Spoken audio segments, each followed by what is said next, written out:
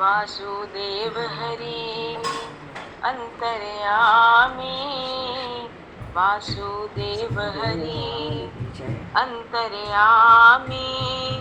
तीन लोक तिहूँ, तीन लोक तिहूँ, लोक के स्वामी। वासुदेव हरि अंतर्यामी, तीन लोक तिहूँ, लोक के स्वामी। लक्ष्मी वल्लभ श्री जगदीश्वर, लक्ष्मी वल्लभ श्री जगदीश्वर। तेरी दया रहे सबके ऊपर, नाथ नारायण हे परमेश्वर। तेरी कृपा रहे सबके ऊपर, लक्ष्मी वल्लभ। गरुण सवारी अति मनोहारी, गरुण सवारी अति मनोहारी। संत सहायक परहितकारी, संत सहायक परहितकारी। लक्ष्मी वल्लभ श्री जगदीश्वर। तेरी दया रहे सबके ऊपर, लक्ष्मी वल्लभ। कुमति निवारक अवगुण हरता, कुमति निवारक अवगुण हरता। सृष्टि रचयिता पालन करता, सृष्टि रचयिता पालन करता। लक्ष्मी वल्लभ श्री जगदीश्वर, लक्ष्मी वल्लभ श्री जगदीश्वर। तेरी दया रहे सबके ऊपर, लक्ष्मी वल्लभ। श्रीमन्नारायण नारायण हरि, श्रीमन्नारायण नारायण हरि। मंत्र न जग में विपदा सब हरि, मंत्र न जग में विपदा सब हरि। लक्ष्मी वल्लभ श्री जगदीश्वर।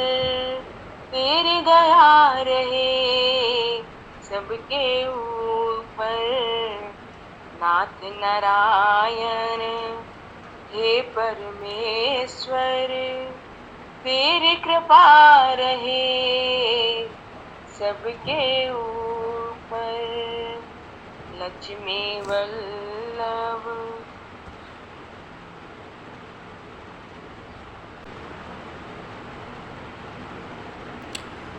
हरिशरण।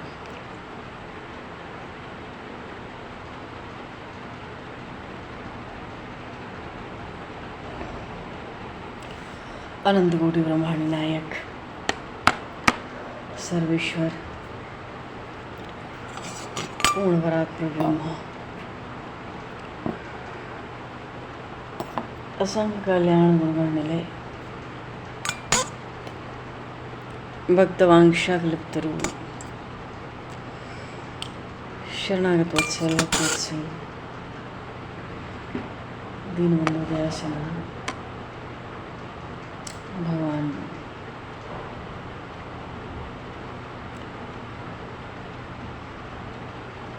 श्री सीताराम जी महाराज की असीम कृपा करना से श्री आनंद जी महाराज के परम पावन भवों सन्निधि में, महापुरुषों के भावमयी उपस्थिति में एवं आप सभी श्रद्धालु भक्त वैष्णवों की मंगल सन्निधि में मानव जीवन का सर्वोत्कृष्ट फल भगवत गुणगान भगवत स्मरण का आनंद हम सभी आज श्री वामन द्वादशी की महान पर्व पर सत्संग के माध्यम से प्राप्त करने जा रहे हैं। सर्वप्रथम आप सभी भक्तजनों को श्री शरण में भगवत भाव से सागर वंदन सागर नमन। आप सभी को यथायोग्य जय श्री राम, जय जय श्री राधे, हरि शरणम जय शरण।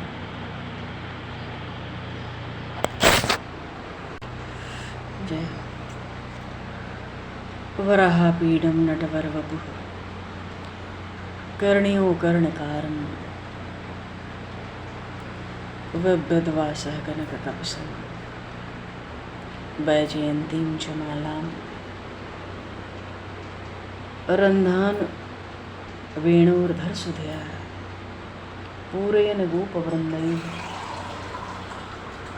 वृन्दारमणं वृन्दारण्यं स्वपदरमणं प्राविशद गीत कीर्ति है। आज देवेश्वराय देवस्य देव संभूति कारणे प्रभावे सर्वदेवानां वामनाय नमो नमः। श्री वामन भगवान का आज प्रागट्य उत्सव। भगवान विष्णु के 15वें अवतार सप्तम मनवंतर में भगवान वामन का अवतार हुआ। इच्छालियसि विक्रमणे बलिम अद्भुत वामन पद नख नीर जनित जन पावन केशव धृत वामन रूप जय जगदीश।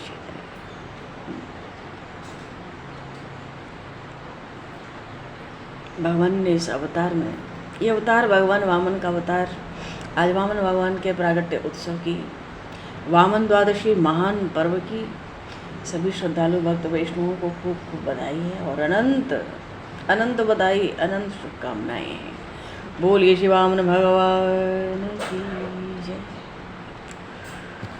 समस्त विश्व सृष्टि को, समस्त विशेष रूप से समस्त वैष्णव सृष्टि को भगवान उपेंद्र के प्रागट्य की मंगलमयी बधाई है। और आज कहते हैं ना, भगवान वामन तो आदि पुरुष हैं, सबका आश्रय है, भक्तों के रक्षक हैं और सबके आश्रय हैं, भक्तों के रक्षक हैं, इसलिए भगवान ने वामन रूप धारण किया। ऐसे वामन भगवान के श्री चरणों में श्री वामनाय रूपाय नमः सौम्याय भेदसे नमस्ते पुरुषम त्वाद्यम प्रपन्नानां परायणम श्री वामनाय रूपाय नमः सौम्याय वेदसे। ऐसा। और भगवान वामन का जो अवतार है, प्रागट्य है, अपने में बहुत विलक्षण है, अद्भुत चरित्र है भगवान का। और आज जो वामन द्वादशी है, महाद्वादशी, श्रावण नक्षत्र का योग होने से वस्तुतः श्रावण नक्षत्र 11 बजे रात को लगेगा और उसमें भगवान के पूजन का बहुत बहुत महत्व बढ़ जाता है। तो जागरण में हम लोग भी 10:30 से जागरण करने के लिए आते हैं। हम लोग भी श्रावण नक्षत्र में भगवान के पूजन का लाभ उठावें। और वामन महाद्वादशी है ही, और एकादशी भी है, आज द्वादशी भी है, हरिवासर भी है। अच्छा, एक बड़ा सुंदर प्रसंग है।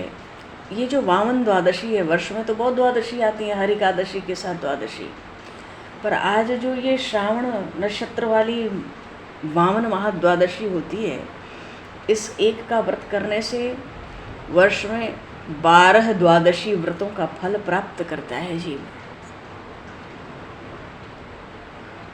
अगर भाद्रपद मास के शुक्ल पक्ष की द्वादशी तिथि, तो आज तिथि है, उदया काल से द्वादशी है, श्रवण नक्षत्र से युक्त हो जाए तो ऐसे में व्रत करने से भगवान श्री कृष्ण युधिष्ठिर जी से कहते हैं, हे युधिष्ठिर, सभी मनोकामनाएं जीव की पूर्ण हो जाती हैं।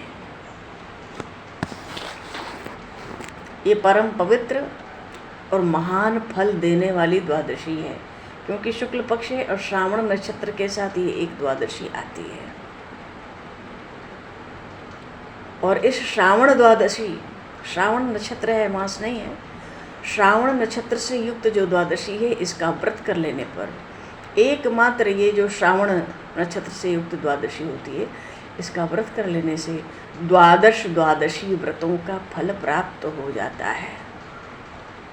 और अगर कहीं इसमें बुधवार का भी संयोग हो जाए, बुधवार कल था, वो संयोग नहीं हुआ द्वादशी के साथ या श्रावण नक्षत्र के साथ, इस बार पिछली बार हुआ था, तो अगर बुधवार भी हो जाता तो फिर तो जितने कर्म होते हैं वो सब अक्षय हो जाते हैं। बड़ी भारी इसकी महिमा है। बोलिए श्री वामन भगवान की जय। भगवान वामन का जो अवतार चरित्र है, आज उस कथा को श्रवण करने से, आज का अर्थ है अपने को तो 2 दिन मिले ना अपने राम को, कल भी मिला एकादशी, भाई द्वादशी तो कल भी थी थोड़ी, और आज द्वादशी है ही, श्रावण नक्षत्र है ही, वामन द्वादशी है। तो इस वामन द्वादशी के समय महाद्वादशी पर जो भगवान वामन का चरित्र श्रवण करता है, उसको 1000 अश्वमेध यज्ञ का फल मिलता है। जबकि महाराज बलि ने, जिनके लिए भगवान ने अवतार लिया भक्त पर कृपा करने के लिए, वो महाराज बलि तो 100 अश्वमेध यज्ञ कर रहे थे, जिस यज्ञ में भिक्षा के लिए भगवान वामन पधारे। वो तो 100 अश्वमेध यज्ञ कर रहे थे, और इस कथा को श्रवण करने मात्र से जीव 1000 अश्वमेध यज्ञ का फल प्राप्त करता है। बोलिए श्री वामन भगवान की जय। भगवान पूर्व प्रसंग में हम लोगों ने भी वामन द्वादशी, ये श्रवण नक्षत्र से युक्त जो द्वादशी है, इसकी बड़ी विचित्र महिमा है। जागरण में फिर हम लोग इसका श्रवण करेंगे। अद्भुत कथा है श्रावण द्वादशी की। तो पूर्व प्रसंग में हम लोगों ने कुछ भूमिका देखी कि हाँ, प्रसंग यहाँ तक पहुँचा कि माता अदिति और महर्षि कश्यप के यहाँ भगवान वामन ने कहा कि मैं प्रकट होऊंगा। माता अदिति ने पयोव्रत किया। उस पयोव्रत के प्रभाव से 12 दिनों का पयोव्रत महर्षि कश्यप के सुझाव से माता अदिति ने किया, और उन्होंने कहा था फलस्वरूप नारायण दर्शन देंगे, भाई तुम्हारी जो इच्छा हो तो मांग लेना। हमारे लिए तो देवता हो चाहे दैत्य हो, असुरों, सब मेरी ही संतानें। आपको दुख है कि आपकी संतान सब देवता इधर उधर भटक रहे हैं, तो आप भगवान से अपने हृदय की बात कह लेना जो कहना हो। तो माता अदिति ने ऐसा किया, और भगवान ने आश्वासन दिया। भगवान ने आश्वासन क्या दिया? भगवान ने आश्वासन दिया कि इस समय राजा बलि, उन पर देवता प्रसन्न है, ब्राह्मण प्रसन्न है, उनको युद्ध में हराया नहीं जा सकता, और धर्म से ही पृथ्वी टिकती है, तो उनके वो धर्मात्मा महात्मा हैं, उनसे कुछ युद्ध छेड़ा जाएगा तो उसमें कष्ट ही होगा। तो भगवान ने माता अदिति से कहा कि मैं कुछ उपाय करूंगा, क्योंकि राजा बलि भक्त भी हैं, भगवान के भक्त हैं। प्रहलाद जी महाराज के पौत्र हैं, महाराज विरोचन के पुत्र हैं। महाराज बलि जो दैत्यों के राजा हैं, वो भीतर से भगवान के भक्त भी हैं, धर्मात्मा भी हैं, धर्म से पृथ्वी का पालन करते हैं। तीनों लोग उनके अधीन हैं इस समय, और देवता ब्राह्मण भी उन पर प्रसन्न हैं, क्योंकि सबको समुचित रूप से यज्ञ के भाग मिल रहे हैं, सबका पेट भर रहा है। तो सीधे जाकर राजा बलि के सामने खड़ा नहीं हुआ जा सकता। हे माता, मैं आपके लिए कुछ न कुछ उपाय करूंगा जिससे आपका दुख दूर हो जाए। माता अदिति को वही चाहिए था। इस समय पाकर भगवान का प्रागट्य हुआ। समय पाकर भगवान का प्रागट्य हुआ। भगवान ने कहा था, माता अदिति को जब कह दिया मैं आऊँगा, तो माता अदिति बड़ी व्याकुल है, भगवान कब आएंगे, भगवान कब आएंगे। दिन रात उनको नींद नहीं है, इतनी आतुरता हुई कि भगवान के अवतार का समय हुआ। 10 दिशाएं आज प्रसन्न हुई हैं भगवान के अवतार काल पर। शीतल मंद सुगंध हवा चलने लगी।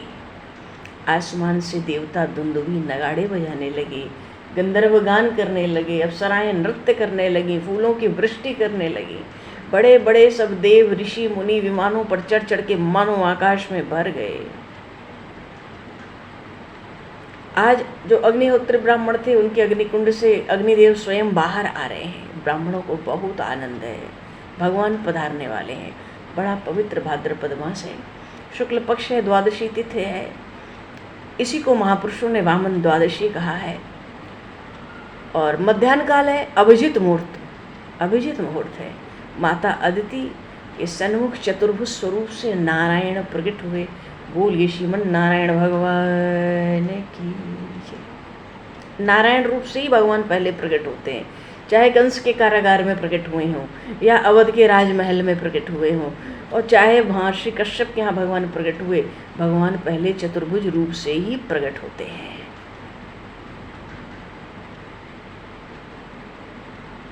देवताओं ने पुष्पों की वृष्टि की है। महर्षि कश्यप को पता चला, वो पधारे हैं और दर्शन की आतुरता से आज महर्षि कश्यप दौड़ने लगे।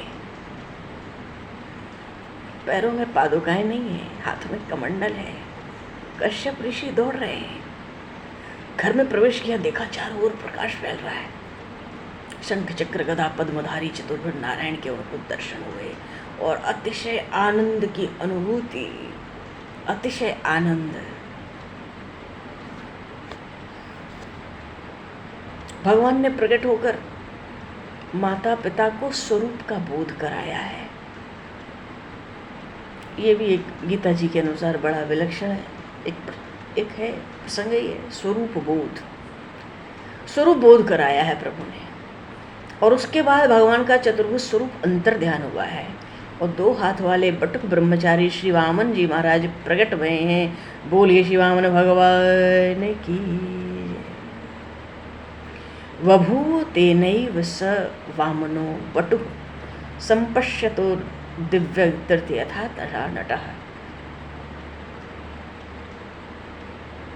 यद तद, भागवत में सुखदेव जी कह रहे हैं, परीक्षित यद तद वपुर्भाति विभूषणायुधई है रव्यक्त चिद व्यक्त आधार यद धरी है।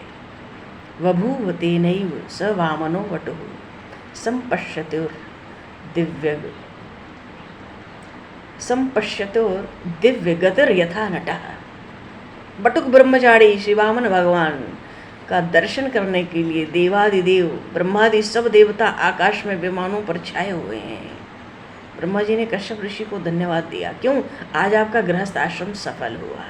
भगवान के जितने अवतार हुए सब गृहस्थ आश्रम में हुए। क्यों? आज ब्रह्मा जी कहते हैं महर्षि कश्यप से, आप तो आज जगत पिता के भी पिता हो गए।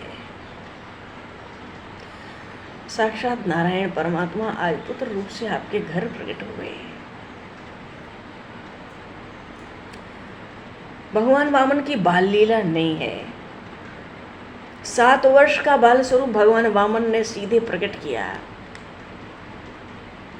और 7 वर्ष का ब्राह्मण का पुत्र हो तो जनेऊ धारण कराया जाता है, क्योंकि जो शरीर माता पिता से मिलता है उसको पवित्र नहीं कहा गया है।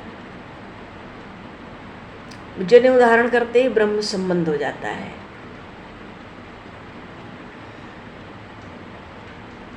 महर्षि कश्यप कहते हैं, आज मैं तुम्हें सूर्य नारायण को समर्पित करता हूँ। अब सूर्य नारायण तुम्हारे पिता हैं और ब्रह्म विद्या स्वरूपा जो गायत्री है वो तुम्हारी माता है। जनेऊ क्या होता है? वेदों की दी हुई छाप।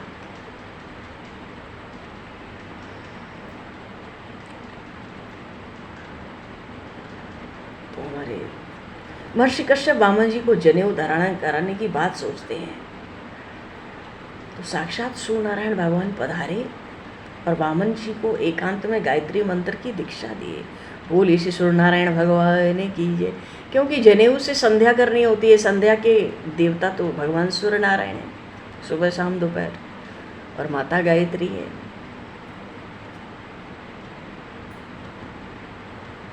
तो वामन भगवान जो प्रकट हुए थे, अजीब वो वामन ब्रह्मचारी हो गए। बोलिए श्री वामन ब्रह्मचारी भगवान की जय। उधर बृहस्पति, भगवान बृहस्पति, देवगुरु बृहस्पति पधारे हैं और समझा रहे हैं वामन भगवान को कि बेटा त्रिकाल संध्या करना, तुम ब्रह्मचारी हो गए, किसी भी स्त्री का स्पर्श मत करना। हाँ, बहुत कुछ समझाया, इंद्रियों को संयम करना सिखाया, माया का स्वरूप समझाया, धर्म का स्वरूप समझाया। ब्रह्मचारी हो, आज से घर में भोजन नहीं करना, फिर मधुकरी मांगनी है, जो मिले पहले गुरु को अर्पित कर दो और जो गुरु जी दें वही खाना है। ठीक है। भगवान वामन ब्रह्मचर्य धर्म का पालन कर रहे हैं, संध्या कर रहे हैं, गुरुदेव को भिक्षा अर्पित करते हैं। गुरुदेव कहते हैं इतनी थोड़ी सी, मेरा परिवार बहुत बड़ा है, इतनी थोड़ी सी भिक्षा से मेरा परिवार नहीं चलेगा, ज़्यादा भिक्षा की ज़रूरत है मुझे। वामन जी ने कहा मुझे कोई बड़ा यजमान का परिचय दे दीजिए तो मैं अधिक भिक्षा ले आऊँगा। गुरुदेव ने कहा बड़े यजमान तो इस समय महाराज बलि हैं, और वो महाराज बलि नर्मदा तट पे यज्ञ कर रहे हैं, तुम वहां जाओ।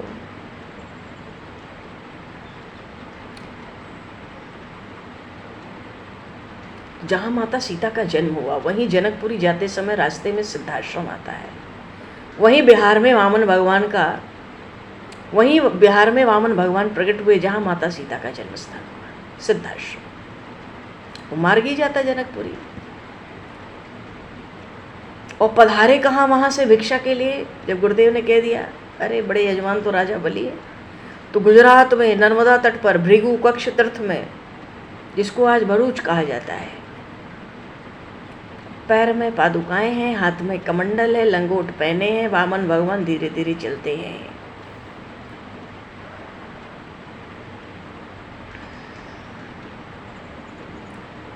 मानो अनेकों देशों को पवित्र करते हुए भगवान वामन गए हैं, नर्मदा तट पर पहुंचे हैं। विचित्र लीला है, नर्मदा जी को पार नहीं कर पा रहे हैं, कहाँ तो जीव उनका नाम का आश्रय लेकर भवसिंधु पार करता है। 7 वर्ष के वामन भगवान, अब गुरु जी ने भिक्षा अधिक मांगी है, क्या करें, नर्मदा जी को पार कैसे करें। किसी तरह एक ब्राह्मण ने देखा ऐसा तेजस्वी स्वरूप है, महाराज बलि तो बहुत भिक्षा देंगे इसको, पहले कह दिया पार इस शर्त पे करूँगा कि जितनी भिक्षा मिलेगी आधी दक्षिणा मेरी। भगवान ने कहा भाई, प्रभु जाते हैं बार बार निकल आते हैं, जाते हैं जब छाती के ऊपर जल होता है तो बार बार निकल आते हैं, क्यों, मैं पार नहीं जा पा रहा हूँ। भगवान राम केवट के पास बैठ गए, मैं पार नहीं जा पा रहा हूँ, नौका लाओ। केवट कहता मैं तो आपको उठा के पार कर दूंगा। अरे क्या बात हुई, लक्ष्मण जी आँख दिखाते हैं, भगवान राम कहते, केवट कहता मैं रास्ता बता देता हूँ, ऐसी जगह से जाओगी कमर के ऊपर पानी नहीं आएगा, निकल जाओ अपने आप। कहने का भाव है कहाँ तो उनका नाम लेके, उनके स्मरण से, उनके ध्यान से जीव भवसिंधु पार होता है। आज वो ही नारायण नर्मदा में जाते निकल आते हैं, अब 7 वर्ष के हैं, थोड़ी देर में छाती तक जल हो जाता है, निकल आते हैं। तो जब ब्राह्मण ने कंधे पे चढ़ाया तो चरणों की सब रेखाओं का दर्शन किया। चरण चिन्ह रघुवीर के, संतन सदा सहायका, सीतापति पद नित बसते, एते मंगलदायका। चरण चिन्ह रघुवीर के, संतन सदा सा। विद्वान ब्राह्मण था, शास्त्रज्ञ ब्राह्मण था, कंधे पर बिठाया और जब चरण चिन्ह दिखा तो सोचा अरे तो साक्षात नारायण है। कही रहा था ये कौन है, इतने तेजस्वी, लगता था ब्रह्मा जी हैं कि शिव हैं कि सनकादिक हैं। तो उसने कहा बीच नर्मदा जी में जाके अब मैं डुबकी लगा रहा हूँ। भगवान वामन भगवान कहते बड़े भोले से, अरे अरे ब्राह्मण ऐसा नहीं करना, अरे मेरा अनिष्ट हो जाएगा, मैं तो राजा बलि के यहाँ जा रहा हूँ भिक्षा के लिए, तुमने कहा है ना आधी दक्षिणा लोगे, मैं तुम्हें लौटते समय आधी दक्षिणा दे दूंगा, मुझे उस पार लगा दो फिर डुबकी लगाओ। कहते नहीं, कह दो कि तुमको भवसिंधु से पार किया, तुमको माया से छुड़ाया और नहीं तो मैं डुबकी लगाता हूँ। प्रभु हंस गए। उसका भी समय हो गया था। कृपा ही करने के लिए तो जीव को अपनाते हैं सहज भगवान। वो बार बार कहता नहीं मैं तो डुबकी लगाता हूँ, डुबकी लगाता हूँ। प्रभु कहते नहीं नहीं मेरा अनिष्ट हो जाएगा, मैं दक्षिणा लेने जा रहा हूँ, भिक्षा लेने, गुरुदेव की आज्ञा से। हाँ हाँ, प्रभु ने कहा ठीक है मैं तुमको माया से छुड़ाता हूँ। वो प्रसन्न हो गया, उस पार किया, प्रभु को प्रणाम किया, दंडवत भागने लगा। भगवान ने कहा अरे ओ ब्राह्मण कहाँ जा रहे हो, आधी दक्षिणा लेनी है ना। उसने कहा जन्म जन्मांतर की दक्षिणा मिल गई, आज नाथ मैं काह न पावा, जन्म जन्म की मजूरी हो गई प्रभु। ब्राह्मण चला गया प्रभु को छोड़ के, और प्रभु पहुंचे महाराज बलि।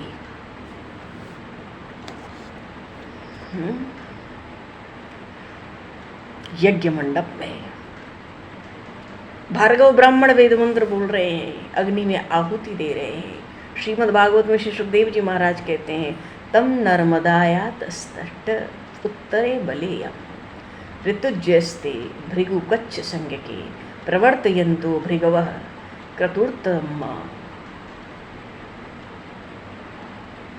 व्यचक्षतार आदित्यम यथा रविम।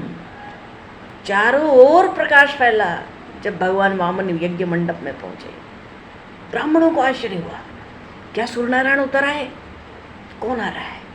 अरे नहीं नहीं, ये तो कोई लंगोट पहने, हाथ में कमंडल, सिर पे छत्र, कोई ब्रह्मचारी आ रहा है। ब्रह्मचारी वामन भगवान यज्ञ मंडप में पधारे। सब लोग खड़े हो गए, आनंद फैल गया चारों ओर। ब्राह्मणों ने ब्रह्म तेज को मान दिया।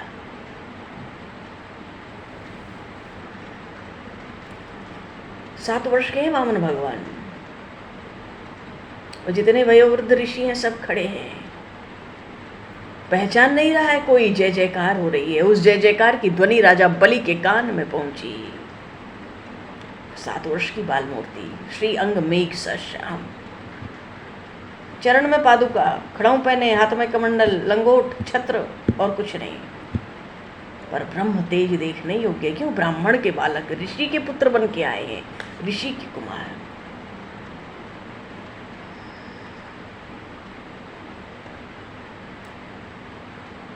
भगवान वामन को आसन दिया गया। राजा बलि ने विंध्यावली रानी अपनी पत्नी को आदेश दिया, पूजा करनी है इन ब्रह्मचारी की, चंदन, श्रीफल, फूल, माला, पंचामृत सब प्रस्तुत करो। स्वर्ण की झारी में नर्मदा का पवित्र जल लेकर। रानी विंध्यावली तो देखती ही रह गई वामन भगवान को। उनके श्री चरण अत्यंत कोमल हैं। बलि महाराज चरणों को हाथों में लेकर पखार रहे हैं। लाल लाल तलवे हैं, स्वस्तिक आदि कमल आदि के चिन्ह बने हुए हैं। नखमणि तो रत्नों जैसी है। सेवा कर रहे हैं चरणों की। राजा बलि को प्रभु के नखमणि में अपना मुख दिख रहा है।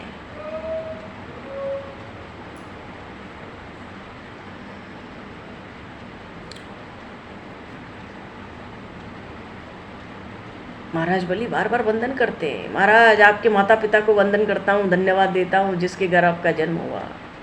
बड़े पुण्यशाली होंगे आपके माता पिता। पर ऐसा ब्राह्मण तो मैंने नहीं देखा। स्वागतम ते नमस्तुभ्यम ब्रह्मण्यकम करवाम ते। सुखदेव जी महाराज कह रहे हैं परीक्षित, बड़ा स्वागत किया महाराज बलि ने। ब्रह्मर्षिणाम तपः साक्षान मन्ये वार्य वपुर्धरम। दर्शन से ही आनंद है, साक्षात तपस्या की मूर्ति। चरणों का तीर्थ मिला, सब पाप जल गए, सब कुछ पवित्र हुआ, पितर प्रसन्न हुए, पूजन का सौभाग्य मिला। मन में आ रहा है राजा बलि को इनको सारा राज्य अर्पित कर दो। प्रेम जगा हृदय में, समर्पण की भावना फिर जगती है।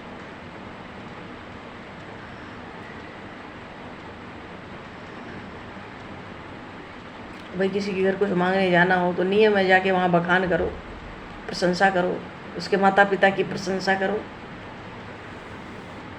भगवान ने बड़ी प्रशंसा की। उनके दादा हिरण्यकश्यप की शक्ति, दादा परदादा हिरण्यकश्यप की शक्ति, दादा प्रहलाद की भक्ति, पिता विरोचन की उदारता। वो कहते हैं अरे सब अपने सब पुरखों के सब गुण आपके अंदर 16 आने उतर आए, आप बड़े उदार हैं, महान भक्त हैं। अरे जब वामन भगवान बोलने लगे ना टकाटक, राजा बलि तुम आश्चर्य से देखते ही जा रहे हैं, कैसा बोल रहे हैं। 7-8 वर्ष का बालक मेरे दादा परदादा सबका स्वभाव, सबके गुण, सबकी महिमा जानता है। राजा बलि ने कहा, महाराज छोड़िए, मांगिए जो मांगना है।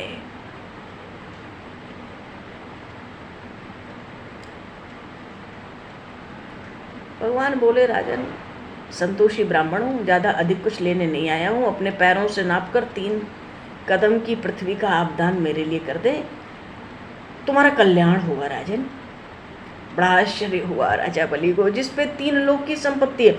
महाराज बलि इतने दानी और उदार थे, इतना देते थे कि जो उनसे मांगता था दोबारा कभी कुछ मांगने की उसको आवश्यकता नहीं पड़ती थी।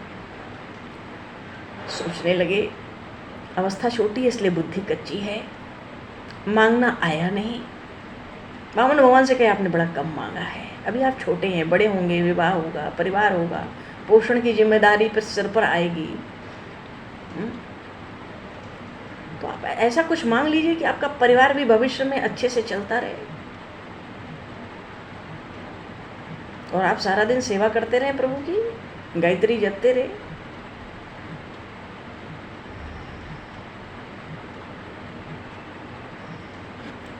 भगवान ने कहा,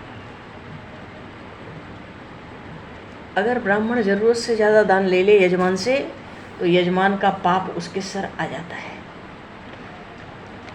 शास्त्रों में लिखा है, ब्राह्मण लोभ ना करे, नहीं तो प्रभु को पसंद नहीं आता। ब्राह्मण को तो संतुष्टि चाहिए। तो मैं तो आज 3 पग पृथ्वी दान लूँगा और आप इसका संकल्प कर दें। हंसने लगे, पर क्या करते, बड़ी बड़ी बातें बनाई महाराज बलि से भगवान वामन ने। बहुत वाणी में भगवान बड़े निपुण हैं। कथा प्रसंग का तो बहुत विस्तार है, पर अपने राम को जो कथा बचेगी वो हम लोग जागरण में श्रवण करेंगे। इस कथा के श्रवण से आज 1000 अश्वमेघ यज्ञ का फल होता है। और भागवत जी में भी कथा बड़े विस्तार से आई है। तो राजा बलि किसी तरह दान करने को, संकल्प करने को तैयार हो गए। भगवान बार बार संकल्प पे जोर देते हैं, जल छोड़ो, अरे ब्राह्मण दान करने देने दे रहो, संकल्प छोड़ो। राजा बलि ने पूछा, महाराज 3 पग ही क्यों चाहिए? बोले, जिसके यहाँ बैठकर संध्या गायत्री करता हूँ, थोड़ी देर में कहता उठो जाओ भाई, मेरा स्थान है, तो कम से कम इतनी जगह हो जाए कि चैन से संध्या गायत्री कर सकूँ। बहुत विचित्र बात करते हैं प्रभु। शुक्राचार्य जी यज्ञ मंडप में विराजमान थे, सब देख रहे थे। राजा बलि को बुलाया, क्या कर रहे हो? अब क्या कहें, ऐसे ब्रह्मचारी आए हैं, देख के तो लगता था कि शिव, साक्षात शिव आ रहे हैं, कि ब्रह्मा जी आ रहे हैं, कि सनकादिक आ रहे हैं मेरे यज्ञ मंडप में। पर ये बटुक ब्राह्मण हैं, महर्षि कश्यप के पुत्र हैं, ऐसा बताते हैं। इनको 3 पग धरती चाहिए, बस वही देना चाहता हूँ। और वही उतना ही चाहते हैं ये।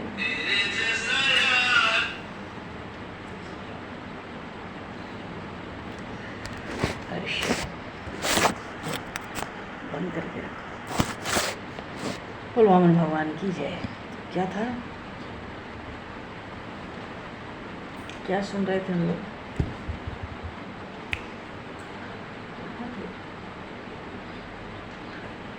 तीन पग धरती मांगे। शुक्राचार्य से महाराज बलि ने कहा। शुक्राचार्य जी ने आंख दिखाते हुए राजा बलि से कहा, जानते हो कौन है? महाराज बलि बोले कि कश्यप के पुत्र बताते हैं, बाल ब्रह्मचारी हैं, 7 वर्ष की अवस्था है। गुरुदेव देखिए ना कैसा तेज है, ब्रह्म तेज। शुक्राचार्य जी ने कहा, महाविष्णु है, सनातन विष्णु, तुम्हारा सब छल के ले लेंगे कपट से, और तुम क्या उनको 3 पग धरती दोगे? तुम्हें बड़ा अभिमान हो रहा है कि तुम त्रिभुवन के स्वामी हो इस समय? क्या 3 पग धरती दोगे? तुम्हारे पुरखों की सामर्थ्य नहीं, सब पुरखा मिलकर भी इनको 3 पग धरती नहीं दे सकते। ये तो तुम्हारे शत्रु देवताओं को तुमसे सब कुछ तुम्हारा छीन के उसको दे देंगे उनको।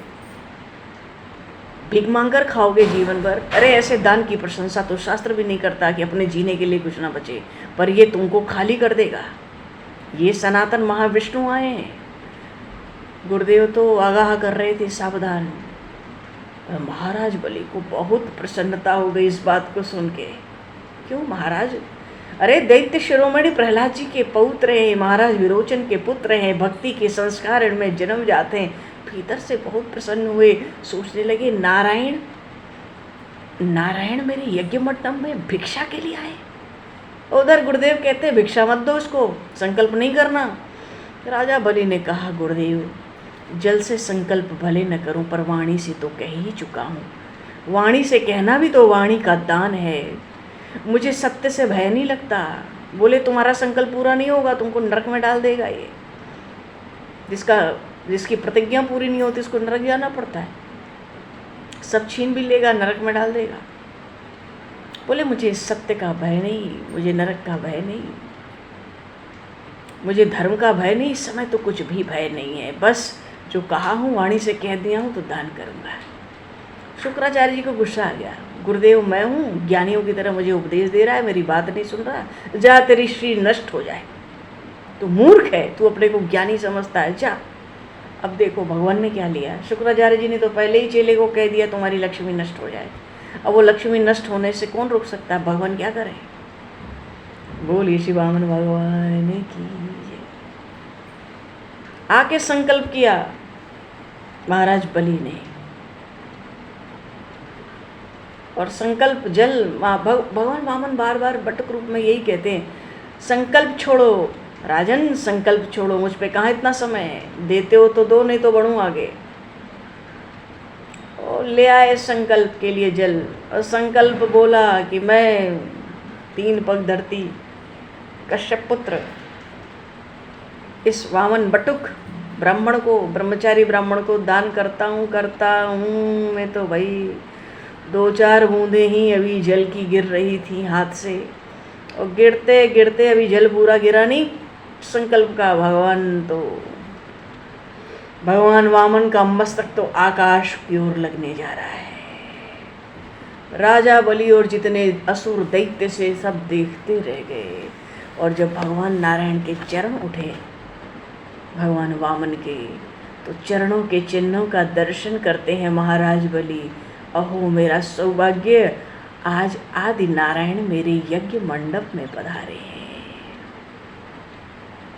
बहुत प्रसन्न हुए नारायण, वो भी भिक्षा लेने आए। भगवान ने पहले ही माता अदिति से कहा था कुछ उपाय करना पड़ेगा, क्योंकि बलि से न युद्ध हो सकता है, युद्ध होगा तो अपने कोई कष्ट होगा। और उसमें धर्म है, उसमें भक्ति है, देवता ब्राह्मण उससे प्रसन्न है। सीधे खड़ा हुआ नहीं जा सकता बलि के सामने इस समय, इसलिए भगवान ने भिक्षा की याचना की, हाथ फैलाया जाकर। भगवान की लीलाएं बड़ी अद्भुत हैं। आकाश तक भगवान का चरण जाने को तैयार हुआ।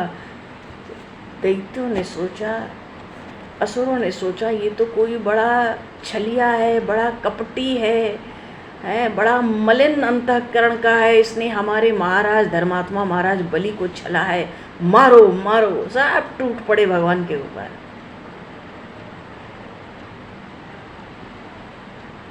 भगवान के पार्षदों ने आके सबकी पिटाई करी।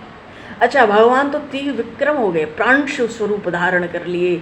भगवान राजा बलि से नीचे देखकर कहते हैं क्यों बलि, नाप लें, मानो 3 पग नाप लें। राजा बलि ने नीचे से कहा महाराज सब नपा नपाया है, क्यों परिश्रम करो। समझ गए राजा बलि, तो कुछ भी कर लेंगे कि पग में सब नाप लेंगे। भगवान वामन ने कहा नहीं राजन, अगर नापूंगा नहीं तो तुमको विश्वास नहीं होगा। जब हित विक्रम भय खरारी। जामवन जी ने किष्किंधा कांड के विश्राम के पास भगवान श्री राम के तेज विक्रम रूप का स्मरण कराया सब वानरों को हनुमान जी के साथ। जब ही त्रिविक्रम बने खरारी। भगवान ने एक चरण से तो पृथ्वी नाप ली, पृथ्वी पे चरण रखा, पृथ्वी की गति रुक गई। दूसरा चरण ब्रह्मलोक तक पहुंच गया। अरे ब्रह्मा जी तो जल चरण भगवान के पखारने लगे और उस जल को बड़ी सावधानी से कमंडल में रख लिया। समय पाकर वही जल भगवान शिव की जटा से होते हुए 3 मार्गों से स्वर्ग, पृथ्वी और पाताल में गंगा जी की 3 धाराएं प्रवाहित हुई। बोलिए श्री गंगा मैया की जय। और गंगा जी का वो जल स्वर्ग में जो गया वो तो मंदाकिनी कहलाया। पृथ्वी पर आया तो भागीरथी गंगा कहलाया और पाताल में भूवती कहलाया। पर अभी नहीं, अभी तो कमंडल में रख लिया है। जब जरूरत पड़ेगी तब तो गंगा जी पृथ्वी पर आवेंगी। कमंडल में रख लिया चरण पखार के जल को ब्रह्मा जी ने। तो एक से तो पृथ्वी और दूसरे से अंतरिक्ष आदि सब नप गए, बचा क्या? भगवान ने कहा तीसरा पग कहाँ रखूं? स्थान दो, तुम्हारी प्रतिज्ञा झूठी हो गई, तुम सत्य का निर्वाह नहीं कर सके, तुम्हें नरक की प्राप्ति हो गई। भगवान भी खूब परीक्षा लेते हैं भक्तों की। अब भगवान वामन ने जोर से पुकारा, ओ गरुण! गरुण जी भगवान के प्रधान पार्षद है, मान लो इस बलि को, इसकी प्रतिज्ञा पूरी नहीं हुई, इसने अपने वचन को सत्य नहीं किया, 2 पग में इसका सब समाप्त हो चुका है, तीसरा पग कहाँ रखूं? महाराज बलि ने बड़ी भावुकता से भगवान से कहा, अच्छा भगवान तो अपने पार्षदों से राजा बलि को भी बंधवा लिए, सब चला गया, कोई क्षोभ नहीं हुआ राजा बलि को। भगवान ने सब नाप लिया, ले लिया, आंख से दिख रहा है सबको, क्षोभ नहीं हुआ। गरुण जी से कह के विष्णु वरुण पास में बंधवा लिया, बांधो इसको नरक में फेंकना है। अब तो पड़े हुए हैं वरुण पाश में बंधे हुए राजा बलि पृथ्वी पर। भगवान का मस्तक आकाश से बाहर अंतरिक्ष न जाने कहाँ तक जा रहा है, सब तावरण भेद करेगा कि क्या करेगा ब्रजा गंगा तक।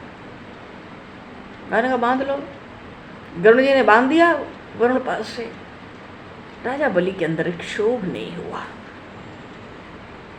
राजा बलि ने भगवान से कहा, प्रभु एक बात पूछना चाहता हूँ। प्रभु ने कहा, हाँ पूछो, उसमें क्या संकोच है। राजा बलि ने भगवान वामन से कहा, भगवान धन बड़ा होता है कि धनी? भगवान ने कहा, इसमें क्या पूछना है, इसमें क्या शंका है, शंका को कोई स्थान नहीं है। धन कितना भी हो जाए, संपत्ति कितनी भी हो जाए, वो तो धनी के अधीन रहती है, क्योंकि उसका धन है। तो धनी तो हमेशा ही धन से बड़ा होगा, धन तो उसके अधीन है, वो जो चाहे सो करे अपने धन से। तो जो अधीन है वो छोटा रहता है, और जिसके अधीन है वो बड़ा है। तो धनी के अधीन उसका धन होता है, धनी बड़ा होता है, इसमें क्या शंका है। राजा बलि ने कहा, प्रभु ठीक है, यदि धनी बड़ा होता है तो 2 पग में आपने मेरी सब संपत्ति स्वीकार कर ली है, तीसरे पग में हे नाथ आप मुझे स्वीकार करो। बोली श्री राजा बलि की जय। भगवान के नेत्र सजल हो गए। बलि आया तो था तुम्हें ठगने, पर मैं खुद ठगा गया। भगवान ने अपना तीसरा चरण उठा के राजा बलि के मस्तक पर रख दिया। आत्मसमर्पण, आत्मसमर्पण भक्ति के आचार्य हैं महाराज बलि। नवदा भक्ति में जो अंतिम आत्मसमर्पण भक्ति है,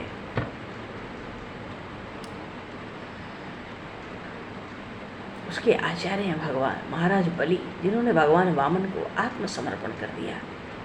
भगवान बहुत प्रसन्न हुए, भगवान के चरण पड़े मस्तक पे, सीधे सुतल लोक चले गए महाराज बलि। बहुत सुंदर प्रसंग है, अब आगे जागरण में लेंगे। और बड़ी विलक्षण कथा है श्रावण द्वादशी की, अकेले ही 12 द्वादशी के बराबर होती है एक द्वादशी। इसकी अपने में एक बड़ी विचित्र महिमा और विचित्र कथा।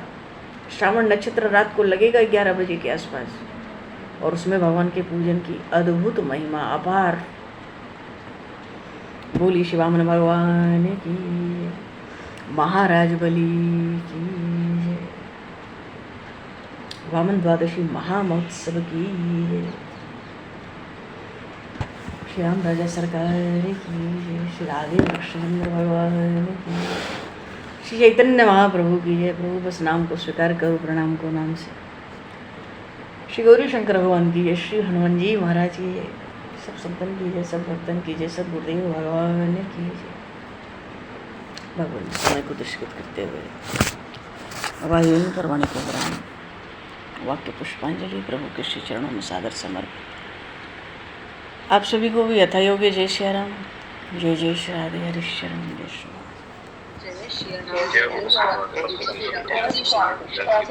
जय सीताराम हरि हरि। जय श्री राम जय जय हो। हरिओम।